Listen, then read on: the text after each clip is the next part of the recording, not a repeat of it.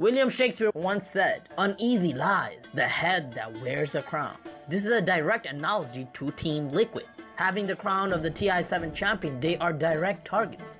They have the most pressure in all of Dota. And who better to chase after the champions? Who better is the new king himself, Sumail. This is a quote for Sumail. "I am indeed a king, because I know how to rule myself." So Sumail, with evil geniuses, is coming to attack the previous crown holders, the previous champions.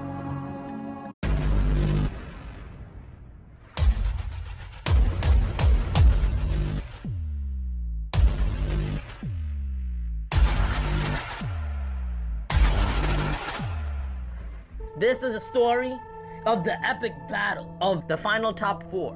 In this video, Chrysalis Dota analyzes both pivotal games where TI7 champion Team Liquid go head-to-head against Evil Genius. Chrysalis Dota finds many specific things that you might not have heard or noticed, so pay attention, and if you like, you can subscribe right now. This is the story of two kings clashing in the Dota world.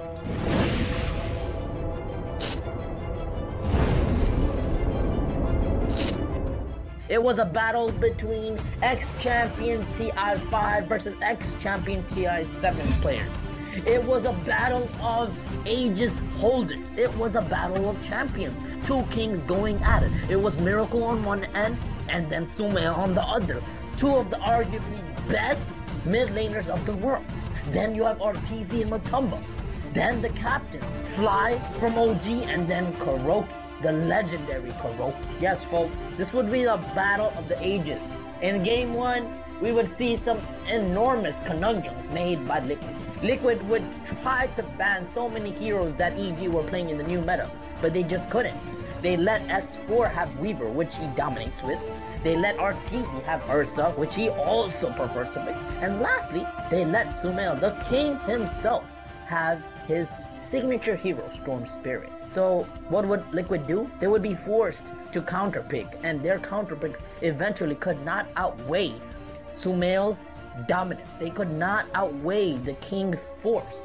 That's what literally happened. Throughout the game, it was a lot of even fighting scenarios, and it was long battles. It was like a storm waiting to happen. Eventually, Miracle would have enough of everything. He would say, "Hey, it's time to win it or we lose it." He would take the biggest risk of them all. He never did this in the entire TI until now. What he did is he felt like, I have to buy a Divine Rapier preemptively. And this was the rise of the Thunderstorm.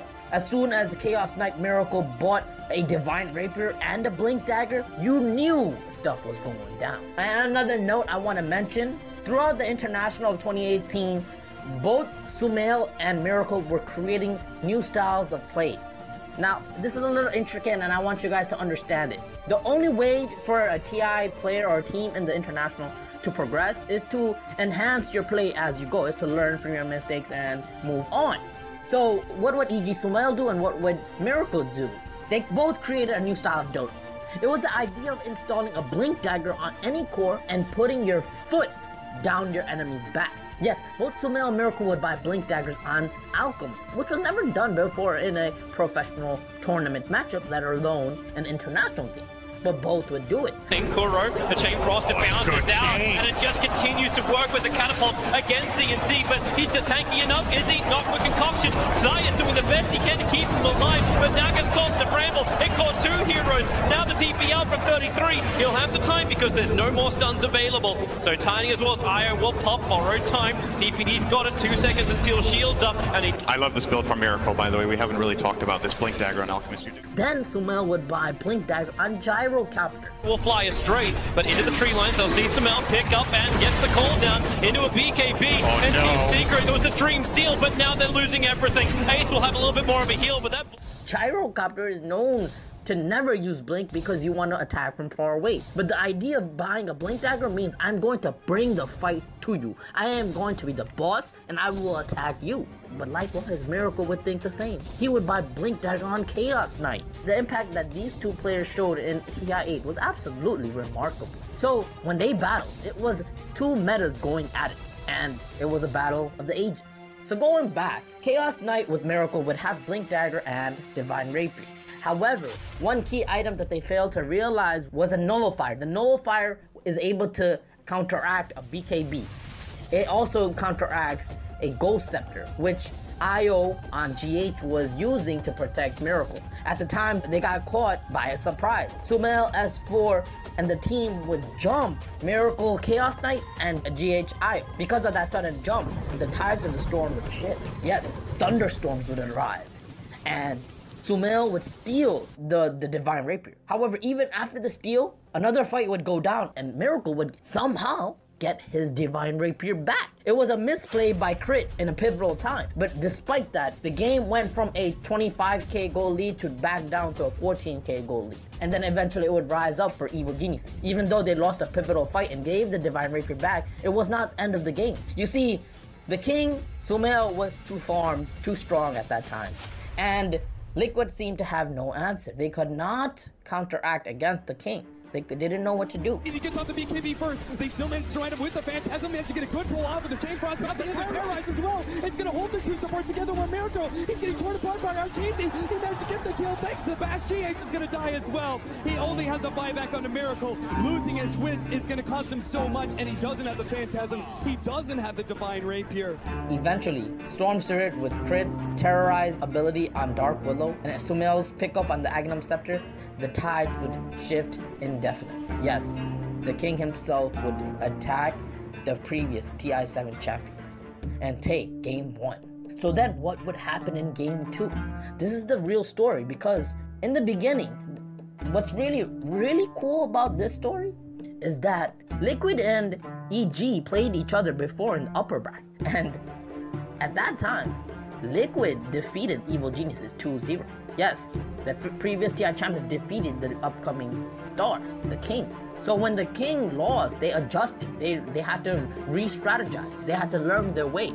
They both fought through the lower bracket, and then they eventually fought each other in the lower. And then, this is what happened. Evil Geniuses in an interview said, yes, the former TI7 champions got the best of us in the first battle. They 2-0'd us, right? But in our second matchup, we plan to get the revenge. We will strike back. We will get the 2-0 victory on them. And that's why game 2 was epic indeed. It was a battle of two captains. It was a battle of the king versus the crown. That's how devastating and dangerous this series was. I'm not just hyping it up. This is the true feeling behind the teams. This is how their mental fortitude is built up. They have to think this way. They have to be one king versus another king. That's the only way you remain on top. So what would happen to game 2? Game 2, Evil Geniuses, Sumail would bring out his Timber Saw to directly counter a Terror Blade.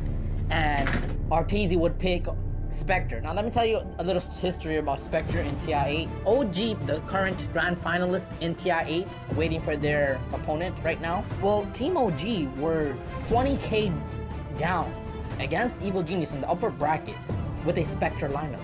And guess what would happen? It was a game 3, best of 3 series. And it was game 3 with 20k gold deficit. And Team OG with Spectre would destroy Evil Geniuses with the epic comeback. So guess what Evil Geniuses do?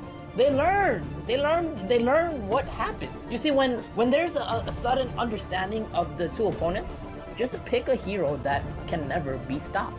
Pick a hero that goes the ultra late game. And that's what Evil Geniuses did. They chose to give Arteezy a Spectre. We haven't seen it the entire tournament yet.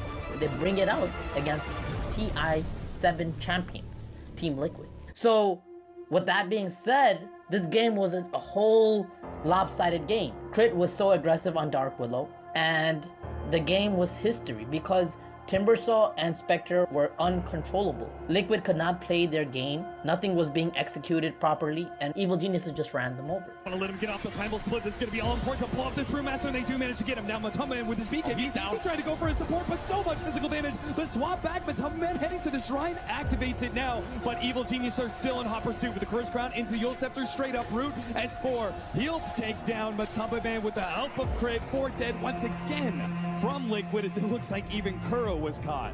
It was a 2-0. So Sumail said he was the king. He declared himself as the king. Doesn't a king always dethrone another king? Doesn't a king take down the champions? Doesn't a king take over another monarch? Well, Sumail has just done that. Perhaps he gave everyone in the whole international a boost now, because the former TI7 champions are gone. Team Liquid has been dethroned by the self-proclaimed king, Sumail, and Team Evil Geniuses. Now, before I end this video, I just want to give one more last scenario. I know I overlook some players, especially RTZ and S4. I just don't want to do that anymore. Honestly, I have grown to respect RTZ. I even have the utmost respect for S4. You see, S4 used to be a mid laner and a captain for Team Alliance. He was the greatest mind to take down Team Na'Vi, the former TI1 champions. Then S4 would have to renege or betray his Team OG, who, by the way, somehow surprisingly is at the grand finals of TI8. He had to betray them and join Team Evil Geniuses with Fly. But S4 is always so strong. He was a mid laner, he became an off laner, one of the strongest off laners. With the new current meta, where 3 cores have so much, versatility and so much space to not only farm and take over the game, S4 is just a perfect fit. He's like fitting in just like a perfect piece to the Evil Geniuses puzzle. He constantly picks heroes that are very clutch, very team-oriented, and also self-sufficient. That means that any of his heroes, he can play and take over anytime. So S4 picks Weaver game 1 and game 2, he picks a Wraith King. And because of his dynamic playstyle, it perfectly helps Team Evil Geniuses as Sumail go ballistic and RTZ can play a solid core, a solid carry that helps, the rest of the team. Anyways, with that being said, this is the story, the epic story of how 2 kings battle one another, how Sumail, self-proclaimed, self-called king, takes on head-on Miracle and TI7 champions, previous crown holders of Dota. Until next time, this is Crystal's Dota out. They were the champions last year, and they looked this year to make it the 2-time, but Evil Geniuses, they denied that opportunity. TI champions, as you see them swap. It's the cleanest approach when it works.